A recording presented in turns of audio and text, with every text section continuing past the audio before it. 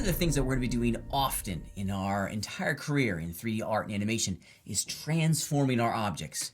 What that means is we're going to be moving and scaling and rotating our objects almost every single moment of every single day. As animators, this is kind of our bread and butter. At the core of what we do is move, rotate, and scale objects and inside of our three-dimensional scene. So let's talk about the fundamental process of how we can transform to move, scale, and rotate our objects inside of Blender, and it's really easy. As one might imagine, the first thing that we have to do is make a selection. Now, it doesn't matter if you're working in the object level or in the component level. What I'm about to show you is universal. These go into pretty much every level of working inside of Blender, and that speaks to one of the great things about Blender is that we have one series of keyboard shortcuts and tools that can be applied to basically every panel in the interface, which is pretty neat. Okay, let's go ahead and get started with it. I'm working with my coin. Just FYI, I've jumped into the modeling tab just to give us a little bit more real estate and to explore how these tools work. So I'm working inside of, I'm in the modeling tab. I've selected my little coin here,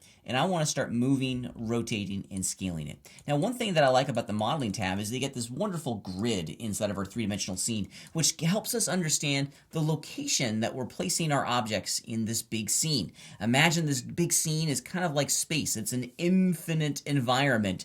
Well, these axes help us get our bearings. At the intersection of these two lines is called the origin. This is where all three planes of our three-dimensional universe collide and intersect. This is the center of our 3D scene, the center of our universe.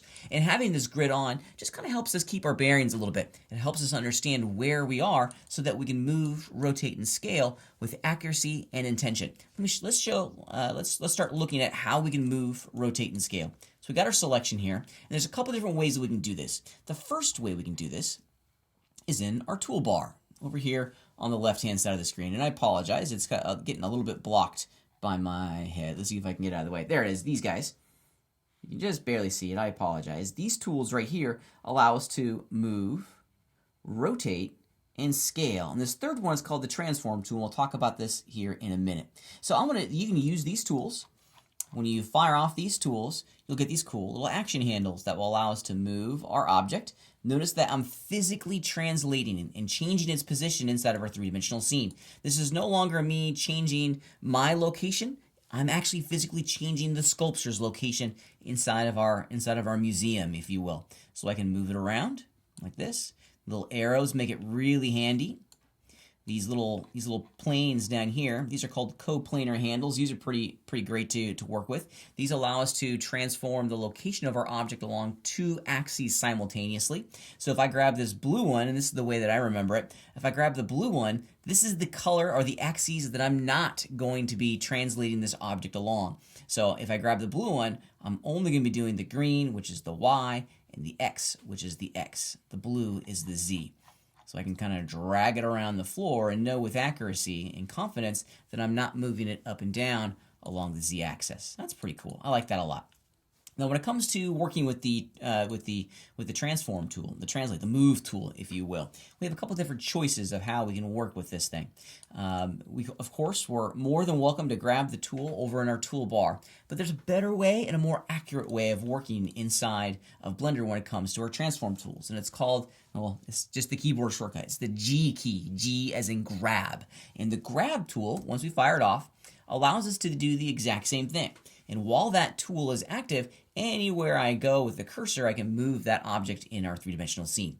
If I made a mistake, if I don't want to, maybe I accidentally hit the grab tool, just inadvertently, if you were to right-click, it'll cancel the operation and put the object back where you originally was. That's a great little trick. I find myself accidentally moving things, all the time. Here's another great idea. Of course, we have the x-axis, which is left and right along the red. We have the blue axis, which is the Z as in Z or xylophone, which is up and down. And then we have the green indicator line, which is the y-axis, which is forwards and backwards. Well, if we were to hit the G key, maybe we want to just move it left and right.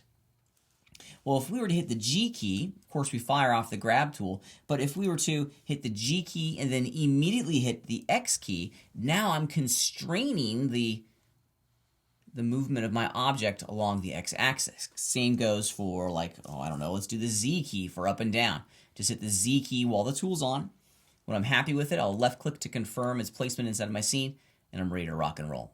So we can filter the grab tool by hitting X, Y, and Z to limit the actions along a very specific axis. One more thing about the grab tool that's pretty neat. You can fire off the grab tool. Now this time, of course, if I just move my mouse and move my object, however, check this out. I'm going to click and hold on my middle mouse button, and now I get 3 indicator lines, and I can constrain the movement of my object based off of where I kind of drag my cursor inside of our 3-dimensional scene. So that's a good one as well. The middle mouse button. Left click to confirm, and I'm on my way. Okay, one more thing. Let's fire off the rotation tool so we can start to spin this object.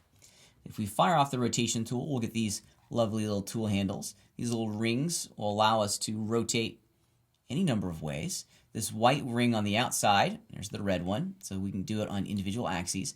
The white one on the outside will allow us to rotate it according to our screen's perspective inside of our scene. So we can, let's see, I'm going to tip it down just to kind of give you an idea. And now if I do the screen rotation, imagine that there's a manipulator line that goes all the way around the boundaries of your screen, and that manipulator line is now moving and rotating the object according to my perspective inside of the scene. It can be at times pretty neat. It's a helpful little addition to our workflow. Just know that it's there. Finally, the rotate tool kind of is a pretty easy one. The scale tool is pretty great, okay? Because of course we can start to squish things down. Now becomes a little bit more difficult to scale this uniformly. Of course, I can do it non-uniformly along a single axis.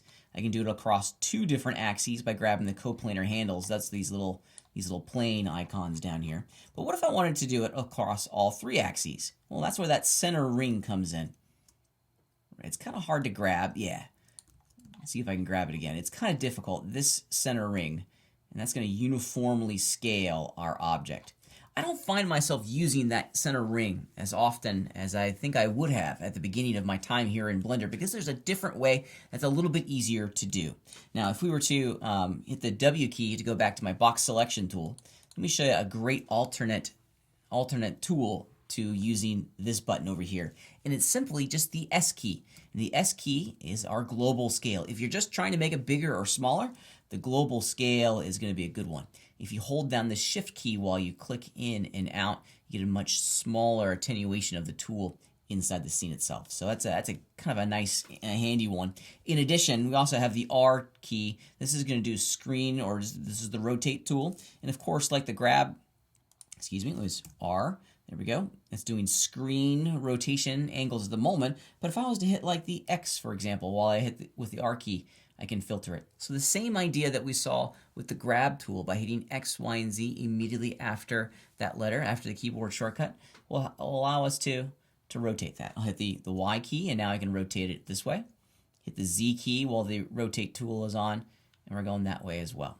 So it's kind of a neat little system here. We have some tools. We also have some keyboard shortcuts that allow us to very quickly, and I mean very quickly, go in, move, rotate, and scale our objects inside of 3D, inside of Blender. Now, these exact same tools and these exact same concepts can be applied to both objects and components inside of any viewport inside of Blender. You'll see us using the grab tool when working with keyframes, the scale tool when working with keyframes. I mean, these things are universal across the entire application. Take a couple moments and get comfortable moving, rotating, and scaling. I think it's time well spent, and it'll make your time working and animating in Blender more efficient and definitely more fun.